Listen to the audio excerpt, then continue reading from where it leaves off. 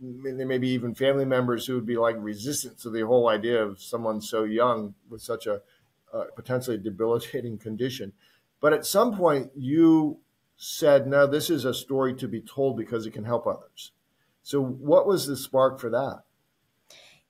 I think just that feeling alone, speaking of what you were saying, like when you go through something like this, where it's a health challenge, I thought it was just me that had to deal with family members who were in denial. And I had almost tried to convince some of the family members on his side specifically. They were trying to be protective, like just trying to protect him. And what I realized is that they were in denial over this. And so I didn't even have them to rely on. I actually had them fighting against me at one point, and they weren't meaning to. This is nothing. I just have never been in their position. I was only in my position. Welcome to the Renegade Lawyer Podcast, the show where we ask the questions, why aren't more lawyers living flourishing lives and inspiring others? And can you really get wealthy while doing only the work you love with people you like? Many lawyers are. Get ready to hear from your host, Ben Glass, the founder of the law firm Ben Glass Law in Fairfax, Virginia, and Great Legal Marketing, an organization that helps good people succeed by coaching, inspiring, and supporting law firm owners. Join us for today's conversation.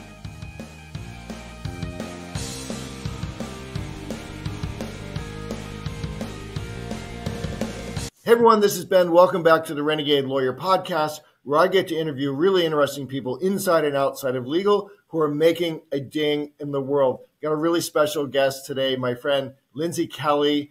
For those of you who were at our summit last month, I mentioned a woman I had met down at Funnel Hacking Live, and a conversation I just started with her. She had a rookie badge on, and I just started talking to her and said, hey, what's your superpower? Turns out she's relatively famous in her niche. She has over 176,000 followers on TikTok, 20,000 followers on Facebook, and she's doing that by authentically telling her story. So I got to meet Lindsay, her son Cash. We had some fun together. We made some introductions to some other people and just learned about each other's businesses. So Lindsay, I'm so glad that you're able to carve out some time, that we were able to get our schedules to mesh to have you on the podcast today. Awesome. Thank you for having me. I'm excited. And it was awesome. I didn't know you spoke about me at your event. I didn't use your name, but now people will know that it was you I was thinking about. Yeah, because the point I was making at our event was that when you go to an event, a conference, something, a seminar, you shouldn't be sitting with people that you came with. You should be looking to sit with other people, and you should be curious. Especially, this was for those who don't know, Funnel Hacking Live is a huge entrepreneur marketing and personal development conference. 5,000 people there, everyone like with entrepreneurial businesses. And so pretty easy to start up a conversation to say, hey, what do you do? Like, why are you here? Which is what we talked about. But asking curious questions and finding out about other people's lives, and then just finding areas of commonality, finding problems that you can solve with each other. And I think in our case, we made some introductions. And so we had a little group mastermind going on there. And it was great to meet your son, because Cash was like, my joke was he was skipping school to come to a university where he's going to learn more in 4 days than he's going to learn in years of high school. It's true. It's true. We learned a lot there. And like you said, we met really awesome, amazing people that helped us a ton. It was awesome that I sat next to you. I'm somewhat of an introvert. And so when you leaned over, it was so awesome that you were like, hey, I'm Ben. And then it was just easy. Well, good. I'm glad that we can make it easy. But, the principal point is like people can have these discussions, and you just have to ask curious questions. But anyway, so let's talk a bit, because I asked you like why you were there, and you were working in one industry. The work there was kind of winding down. You were looking for something new, but you have this incredible story. Mom to 6, your husband has a long-term condition that you are the primary caretaker for, and you have become relatively famous in the world of helping other people who have a family member with a chronic illness, like walk their way through all the different systems. So talk to us a little bit, Lindsay, about your backstory, because I think it's really inspirational.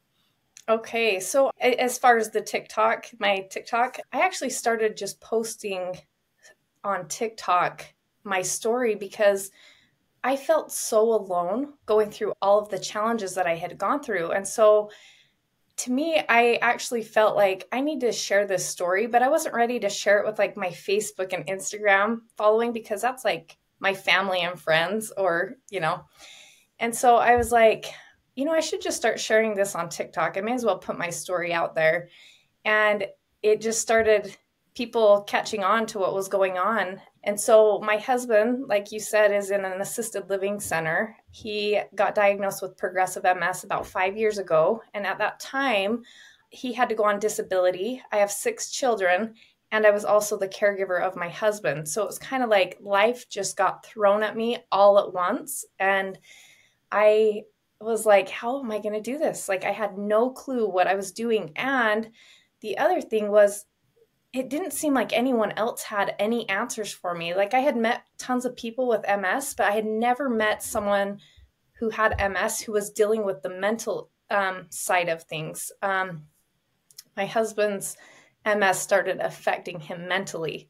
And so he started having memory loss and these mood swings that were, I don't know, they were just mood swings that he had never had before.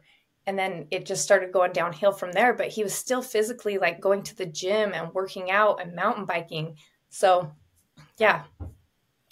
As you started to walk through the journey personally, when did it occur to you, or how did it occur to you to start to share that? Because a lot of people wouldn't share it at all. Some wouldn't share it with family members, or at least maybe even family members who would be like resistant to the whole idea of someone so young with such a potentially debilitating condition.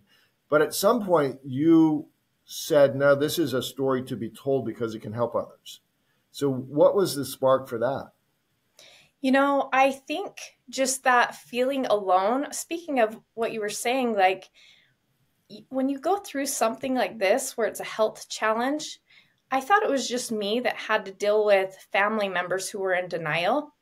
And I had almost tried to convince some of the family members on his side specifically. They were trying to be protective, like just trying to protect him. And what I realized is that they were in denial over this. And so I didn't even have them to rely on. I actually had them fighting against me at one point, and they weren't meaning to. This is nothing. I just have never been in their position. I was only in my position. So they were in denial because they saw that he was declining, but I think they didn't want to admit that was what was happening. So at that point, when I started posting on TikTok, it was about, I didn't have people who actually knew what was going on. I had people fighting against me saying, oh, MS doesn't affect people that way. Or I hope this is okay to say, but I did have a family member say like, oh, you need to go get marriage counseling, because they did not understand that MS was affecting him and making him decline mentally. So like right now, my husband's mentally, he probably acts more like a 14 or 15-year-old boy, but that's something when you can't see it, like a broken arm you can see, but you can't see when somebody's mentally declining. So I think when I started posting, I was in a place of, I need to share with people what MS can do to a person, or what this has done even to our family. And I just kind of had to put it out there. I just felt like I needed to. I don't even know. It was just coming from a place of, nobody understands me. I'm going to put it out there. And now with that, with my following, what's been beneficial is that so many people are caregivers to their spouses or their loved ones.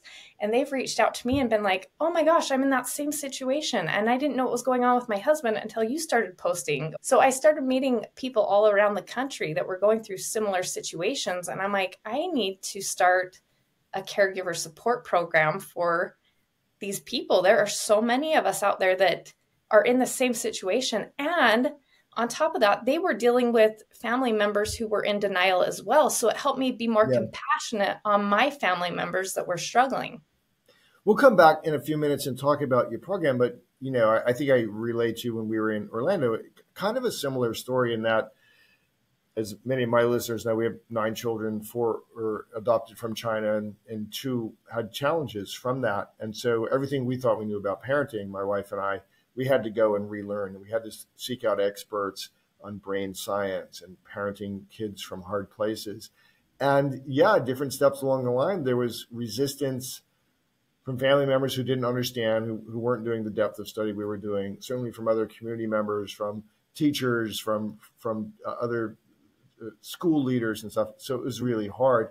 And it wasn't until like Sandy and I found the community, right? Yeah. I told you the story of going to the church down in Nashville for a big conference of parents of kids from hard places. And we look around, there's hundreds of people in the same boat, some of them farther along the journey than we were, and others not quite as far as we were.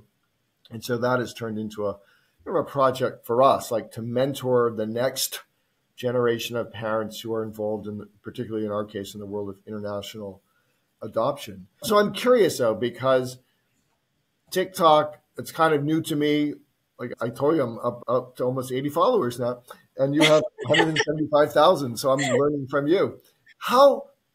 And I talk to a lot of lawyers, right? And we're teaching them things like get in front of the camera, tell stories, don't look like a regular lawyer, like look like a real person. So for you, how hard was it to get in front of a camera and start to tell these stories, which are very effective because people, they watch them, they pass them on, sometimes they steal them, apparently. But did you find that hard? Like, how would you coach like a professional who, okay, now I want to do TikTok, but I'm really self-conscious about putting a camera in front of my face and telling my authentic story? What would you say to them?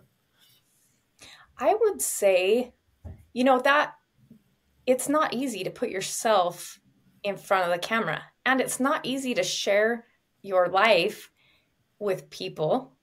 But one thing that I have learned is I used to kind of be a little more closed off, not totally, but I didn't go share what I'm sharing with people. But then it became so much a part of my life that I just had to not care what other people think. So I think I had to get to this place, and that came with time, because even still I'll post a video and be like, I'm not sure if I should share that.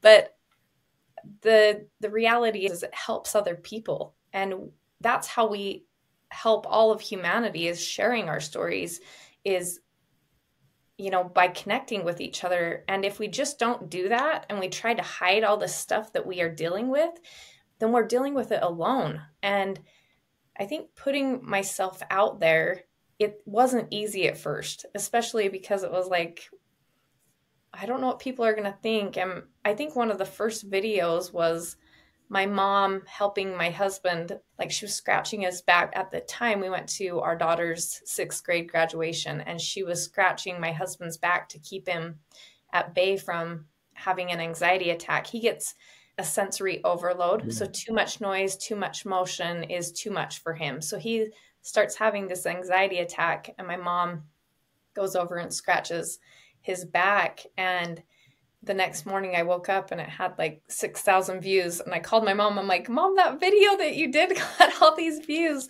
But what was cool is on those comments, I got both like, what the heck is going on? And then I got, oh my gosh, thank you for sharing. We deal with this too. And I just think it's putting yourself out there, not caring what other people think. If you want to see what other people think, just go read any of my comments on my board, and everybody has an opinion. And so you can't please everyone. So you just got to do you. Yeah. So you and I communicate a bit since we met in Orlando. And yeah, one of the things I said was people don't say bad things about just regular, ordinary people, because you're doing something extraordinary. You're basically opening the doors of your house, right, and of your life for the world to come see. And of course, there's going to be people that are critical for whatever reason, but you are serving the world. Tell us a little bit about the family, like age range of the kiddos. I mentioned Cash, but they're all still at home. I forget. Do you have any that are out in college? I don't have any that are in college. I have my oldest she lives around the corner from me with one of her friends. She's 19. And then Cash is my second son, or he's 17. I have a almost 16-year-old, a 14, a 10, and an 8-year-old. Try to keep track of that. You have 9 kids. You probably can keep track of that. Yeah, that dad has to write down the birth date. So when you go to the pharmacy and they say, what's the birth date? You have to pull out something. But then my joke was there is always, but I wasn't there for 4 of them, right? I wasn't there in the room when they were born. And what? Anyway, yeah. So, and again, we'll come back in a minute to talk about what your next stage and what you're doing with some of the challenges that you've had in your life to help others. What did you think of Funnel Hacking Live? What big takeaways did you get, either business-wise or personal-wise, from that event? I got so much that I took away from that. One was meeting you, really. That was very kind. I don't know how to explain that. That was actually a very divine thing that you and I met. Some of the things that they talked about there, well, just a little bit of a backstory. I go there. I'm working for my friend. I have gone through the life coach school, and I knew I wanted to be a life coach. And I knew I was ready to do that. Not quite sure how to put myself out there in a big way. But my friend had emailed me and said, like a couple weeks before, and said, hey, work is slowing down. I can't afford to pay you a base pay after the end of October. So it just kicked in, like, I need to get this going because I can do this. I can be a life coach. But when I went to Funnel Hacking Live, it was like I met so many people there who were in that same type of a situation. I met a guy who he was working for the school district. I think he was a teacher, and he went to his first Funnel Hacking Live, like, I can't remember whatever year it was. He quit his high school teaching job, made his first sell at Funnel Hacking Live, and now he's on Russell Brunson's Inner Circle, I was just like, that is so encouraging. And I have this following, which a bunch of people kept talking about their social media, and I have this social media following, but I don't have like a newsletter. And people were like, you don't have a newsletter on your social media? And so I came home and I'm like, I need to do this. The other thing was, you need to be posting every day, which I didn't realize the benefits of posting on social media every day. I was just like, oh, I'm just posting. I'm kind of just gathering people in for, other people who I can help maybe. And so I think the biggest takeaway was to post every day, which I will say they are right. My following, can I tell my story about my son? Yeah.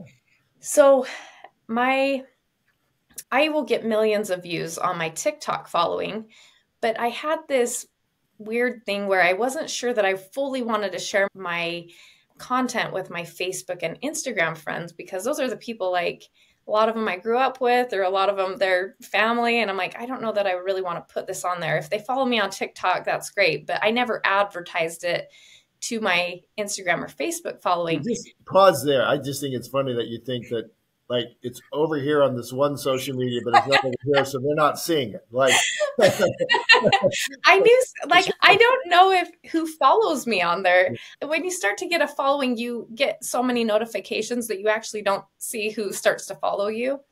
And so I was just like, if they follow me, that's great. And some people have told me they follow me. Other people, they have no clue that I have a TikTok account. So I would have, over the last probably year, I've had people message me and say, is this you? Especially the last 6 months. I've had people send me someone who took my TikTok video off of my TikTok and reposted it on Instagram. And I was like, they'd say, is this you? Maybe you should report it. And I was just, it's all right. I mean, I don't really care. Well, my son, when I got home from Funnel Hacking Live, he sent me a video of this person who took one of my videos. And so it was just a normal thing. People would keep sending me Instagram, people taking my TikTok videos, putting them on Instagram. So people kept sending me the Instagram videos. Well, my son sent it to me, and one of my videos on their Instagram had 15.8 million views. I think it's at like 18 today, but it like just clicked with me that I'm like, wait a minute, like, this person took my content and they are getting credit for it. Why the heck am I not posting that on my own social media accounts? It was just like one of these things where it was just like, I learned so much. Why am I not blending this all in with what I'm already doing on Facebook and Instagram? So I was like, well, if that video of mine gets that many views, I'm going to repost that same video. So I reposted the same video that they got all those views. And I posted it to my account just a couple weeks ago, and my following on Instagram and Facebook just went through the roof. But what's funny is that one account has, I think, 5 of my videos, and all 5 of them are in the millions, and it solely grew their Instagram page, and they're my videos. So I'm like, I should just share it with my own family and friends. Yeah. It's, oftentimes I'll see some of my stuff or, kind of IP that we have created, and now somebody else is using it without attribution. It's like, okay, well, copying is the sincerest form of flattery. Yeah. Usually I send them a copy of their book, which is actually my book, and I say, it looks like your ghostwriter got a little carried away. And since it's coming from a lawyer, like, it disappears. No threats. Well, one thing I saw about you, and I think you're reinforcing this, is I think you went down to Orlando kind of with a vision. Hey, I'd like to do this life coaching thing. But I think that event and some of the folks that we talked to helped you refine that a bit, excuse me, more specific even now, because you have this certain set of gifts, skills, and interests driven by your life experience, right? And this following is like, oh, no, let's see how many caretakers we can help. Because you're right, when someone is thrust into the world of having to take care of a family member, typically, who's got a sudden injury or a chronic illness, there's everything. You and I were talking before we went live. There's everything from like medical supply issues, like where do I get the beds and the chairs and the things if we need it, to the legal side, like what kind of benefits are out there, to the legal side of, am I going to be the guardian or not of my loved one? And you're right. As my wife and I walked through the journey of trying to figure out who the experts were, it's like everyone's good over here and someone else knows something over here, but there wasn't any one place we could go that put together a cohort of information and experts. And I think, as I understand your project we'll talk about here, this is what you're doing, right? Is, if we can call it one-stop shopping, that's way too simple. It doesn't do it justice, of course. But giving caretakers, and particularly new to the caretaking world, a place to go to talk, to share, but also to get resources. Hey guys, this is Ben. If you like what you've been hearing on this podcast, not just the marketing and practice building strategies, but the philosophy of the art of living your best life parts, you should know that my son Brian and I have built a tribe of like-minded lawyers who are living lives of their own design and creating tremendous value for the world within the structure of a law practice. We invite you to join us at the only membership organization for entrepreneurial lawyers that is run by 2 full-time practicing attorneys. Check us out at greatlegalmarketing.com. So let's talk a little bit about what you are working on, because I know you've been working on a lot since Funnel Hacking Live. And Cash, your son, has been helping you, and you all met several very kind things you said about me, but you met a lot of really smart people down there. In my sense, all of whom are like, yeah, like, we'll help. Like, here's an idea, here's a product, here's another person you need to go talk to. Like, that's a really cool thing about that event, is everybody is so giving of, here's an idea. Oh my goodness. Yes. Yeah. Everybody there was so, that was what's cool about that. I've been to other events, but nothing like that one, where I was like, so many people were like, oh, what do you need help with? Like, I got people's numbers and they were just like, here, reach out to me anytime you need help. And just, yeah, there were so many people that just so willing to help me. I was like so open about my story. I'm like, I don't have a job at the end of October. I have 175,000 followers on TikTok. What do I need to do? Because I am ready to go, but I just needed to know what it was. I told people my niche was caregiving, but I had just decided that right before Funnel Hacking Live. And when I went to Funnel Hacking Live, I'm like, okay, a niche is literally something you do every day. We were seeing people who were in there just creating like a lady who makes cookies or a lady who just does videos. It was just like, hold on, these are things they love to do, and they can go better the world, and that's what they can do for a living. And I'm like, yeah, I can do this. Like, I can help other people and be fulfilled in my life with helping other people, which was awesome. So I narrowed down my niche to caregivers of loved ones. I've had many other people who have reached out to me about their spouses, which has been awesome, because it's like, then I also don't feel so alone. They're not going to feel alone. But yes, since then, I've been working on refining my niche. I have been creating courses online for caregivers, because the thing that people don't understand about caregiving, just like you were a caregiver to your kids, even though they're your kids, but the caregiving role, a lot of people don't understand how wearing emotionally that can be on a caregiver. So I'll often get comments like, oh, you could take care of your husband, or you could whatever. I did take care of my husband for actually years before I had to make this tough decision. But what I still am is his caregiver. I've just been able to divide it between different places now. And so I did these courses that I'm helping caregivers to actually feel empowered and to realize that they don't have to get to this caregiver burnout stage. I'm giving them tools on how to help themselves through the caregiving. I can't take their problems away, but I can help them with the caregiving of themselves so that they can be better caregivers. That's so interesting because, well, first, I'll tell you that a reason that people found you so attractive was that you came to Funnel Hacking Live with a job really that was kind of going away. Like that industry was going away. And you were there to make your life better. You weren't like whining or trying to figure out like, when's the government going to send me some money? You're like, no, I need to make this happen for my kids. And entrepreneurs of all stripes, I think, and especially those of us who've been in that world for a while, like we like helping people who are going to go and do something. We do not like talking to people who would go, well, that's way too hard, or I'm not going to try, or I'm not going to get up early in the morning and write or video or whatever. Like we like helping people. But the other thing that I think is important is you said, don't get to caretaker burnout. And this is so important in my role in coaching lawyers. It's like, you got to take care of yourself first.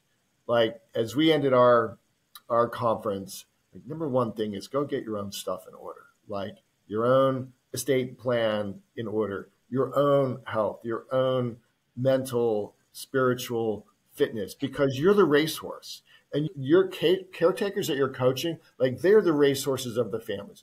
They are no good to others if they are stressed out, can't deal with it, have no place to turn. So this work that you're doing is really important. And I would commend you for giving them permission to think about themselves, because as human beings in a hard situation, we default to the other a lot. So you have in your case, a husband who's needs care, but you also got 6 kiddos who could potentially suffer from what we would call in our world secondary trauma if mom is totally burnt out from caring for her husband, from trying to drive revenue into the family. And so you have to be everything. And there's so few people in the world who can coach that really well.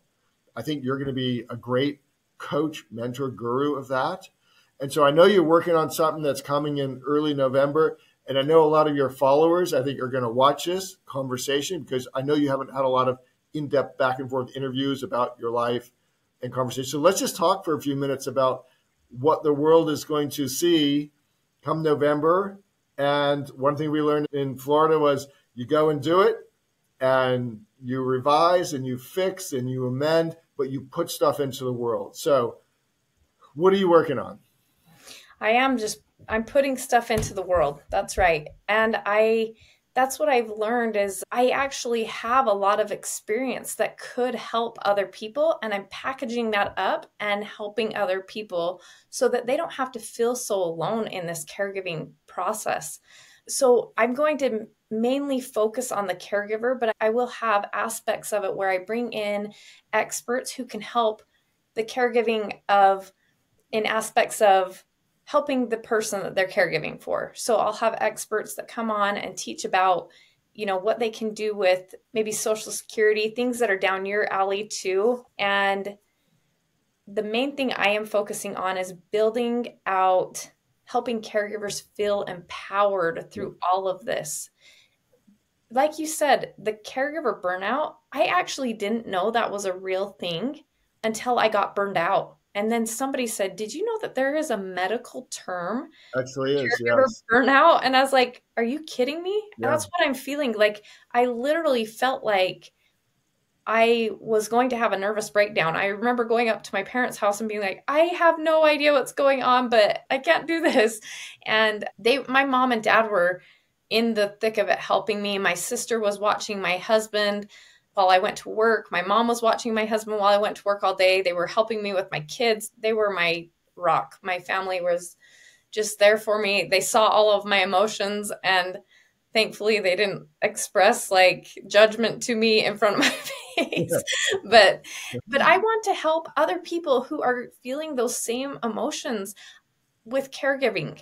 I think you don't have to get yourself to this place where you're just like, oh my gosh, my life is only, I have to do it all for everybody else. Yeah. And that's not true. We can step away because, like you were mentioning, we have to take care of ourselves first. I am such a better person when sometimes I have to peel myself away, but I peel myself away on purpose so that I can take care of myself. And there's guilt and overwhelm. Well, there's mainly guilt when you try to do something like that, but then you come back and you're able to offload that burnout and come back a better person. So I'm mainly working on doing these courses for helping caregivers so they don't reach this burnout in their life. Guilt is a big word, especially I know you have a Mormon background. You and I talked a little bit about religion and stuff. Yes.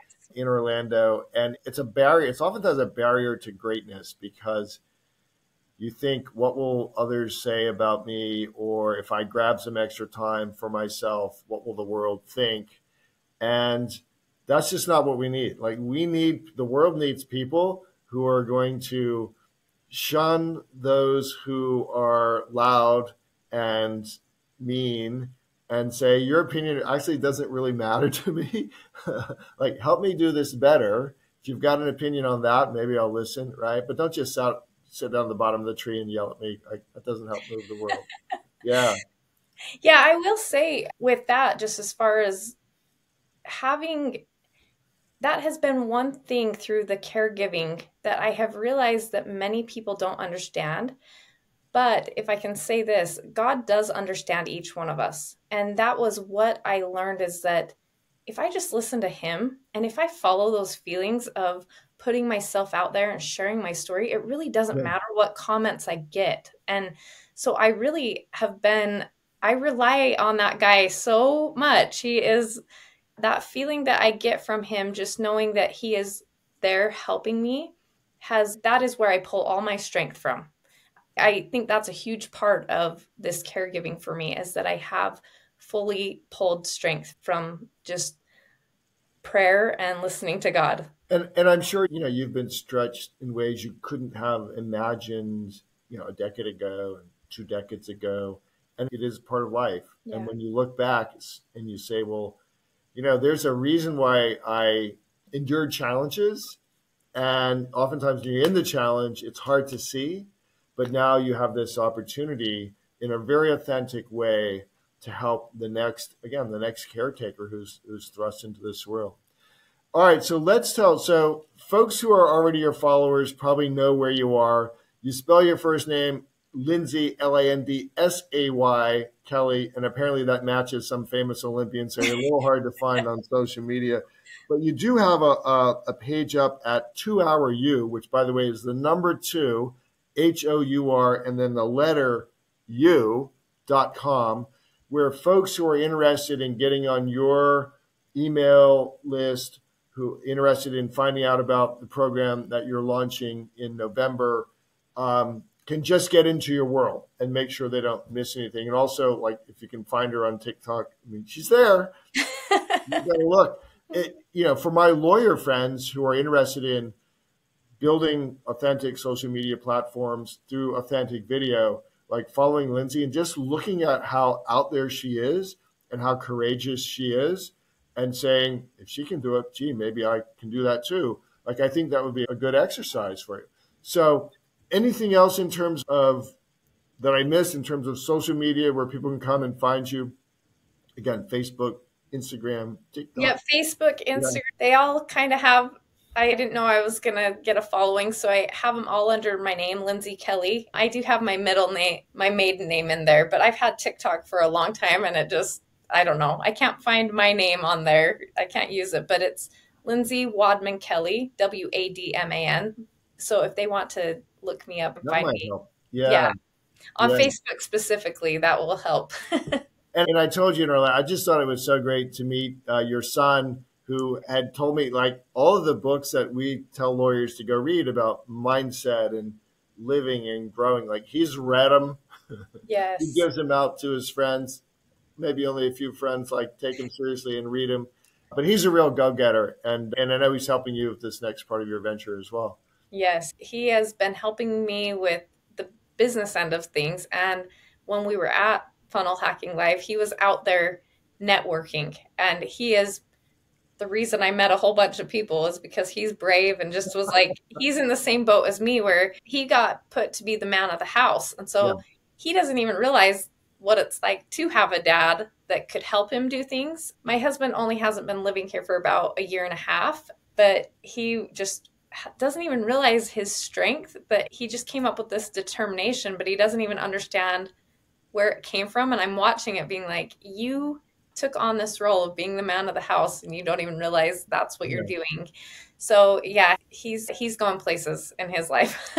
He will. And one day he'll understand, and one day he'll be able to also tell that inside story of, you know, how he responded and what an awesome family you all have. So Lindsay Kelly, look, as always, it's a pleasure to talk to you. You are an inspiration and just a great example of putting stuff into the world, being courageous, ignoring the critics, learning some new technology, showing up at events where it's like, oh, wow, this is going to hit me with a fire hose of information, and kind of figuring out next steps. So that is your superpower, which is the question I asked you in Orlando. And so it's always great to talk to you, my friend. Thank you. And thank you for having me on today. Absolutely. If you like what you just heard on the Renegade Lawyer Podcast, you may be a perfect fit for the great legal marketing community. Law firm owners across the country are becoming heroes to their families and icons in their communities. They've gone renegade by rejecting the status quo of the legal profession so they can deliver high-quality legal services coupled with top-notch customer service to clients who pay, stay, and refer. Learn more at greatlegalmarketing.com. That's greatlegalmarketing.com.